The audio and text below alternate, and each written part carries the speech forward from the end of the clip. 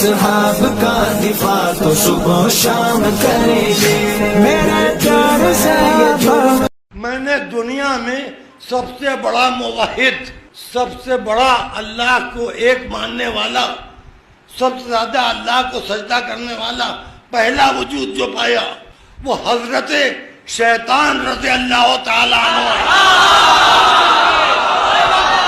بسم اللہ الرحمن الرحیم۔ ناظرین، آپ نے اس دجال کی گفتگو سنی کہ اپنی گفتگو میں یہ شیطان کو موحد اور مومن ثابت کرنے کے لیے تلا ہوا ہے، اور جس کو خدا تعالیٰ نے کافر کہا، وَقَانَ مِنَ الْكَافِرِينَ، جس کو خدا نے ملعون کہا، مردود کہا، اس کو یہ مومن اور مسلمان بنانے کے لیے تلے ہوئے ہیں۔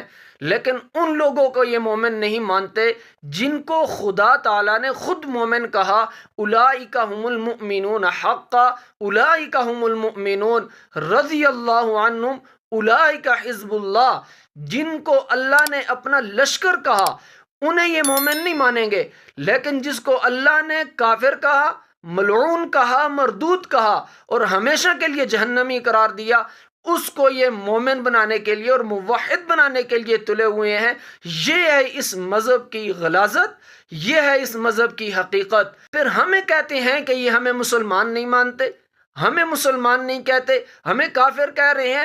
آپ بتائیں کیا ایسا عقیدہ اور نظریہ رکھنے والے لوگوں کو ہم مسلمان کہیں، ہم انہیں مومن کہیں، کیا کہیں ایسے لوگوں کو؟ یہ بات یاد رکھنے کی ہے کہ ایسے لوگ مسلمان نہیں ہو سکتے، بلکہ وہ پرلے درجے کے کافر ہیں کہ جو اللہ تعالیٰ کی باتوں کا انکار کریں، شیطان کو راضی کرنے کے لیے شیطان کے گن گائیں، یعنی اللہ کی نہیں ماننی۔ اللہ تعالیٰ نے صحابہ اکرام کی عظمت، فضیلت، درجات 1250 آیات میں بیان کیے، وہ بات نہیں ماننی، لیکن شیطان کی ماننی ہے۔ شیطان جو کہے، جیسے کہے، اس کی مرضی کے مطابق چلنا ہے، خدا کی کوئی نہیں ماننی۔ اور یہ بات یاد رکھیے گا، یہ اللہ تعالیٰ کو مانتے ہی نہیں ہیں، ان کا خدا ہے ہی شیطان، اسی لیے یہ شیطان کو موحد بنانے کی کوشش کر رہے ہیں۔ خدا تعالیٰ، اللہ تعالیٰ کو یہ مانتے ہی نہیں ہیں، کیونکہ ان کی کتب کے اندر یہ بات واضح طور پہ لکھی ہے کہ ہم اس اللہ کو مانتے ہی نہیں ہیں، ہم اس خدا کو ہی نہیں مانتے جس نے ابو بکر کو خلیفہ بنایا، ہم عمر کے خدا کو، ہم عثمان کے خدا کو نہیں مانتے۔